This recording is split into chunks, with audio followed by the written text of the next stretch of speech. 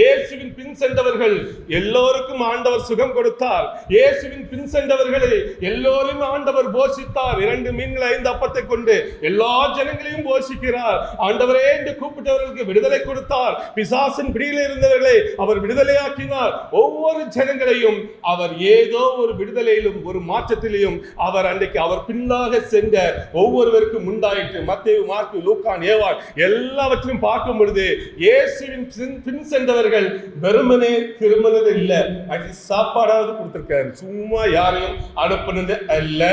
இன்றைக்கு உங்கள் முன்பாக சாட்சியாக நான் சொல்லுகிறேன், இயேசுவின் பின் சென்று இயேசுவின் பின் வருகிறவர்கள் யாரும் வெறுமனே திரும்புவது அல்ல. நீங்கள் யாராக இருந்தாலும் சரி, ஒருவேளை இன்னைக்கு கிடைக்காமல் இருக்கலாம், நாளைக்கு கிடைக்காமல் இருக்கலாம், நாளை கழிச்சு கிடைக்காமல் இருக்கலாம், ஒரு நாள் உங்கள் வாழ்வில் கிடைக்கும். அதற்குரிய நன்மை இயேசுவின் பின் சென்றவர்கள் ஒவ்வொருவருக்கும் ஏதோ ஒரு நன்மையை ஆண்டவர் கொடுத்திருக்கிறார்.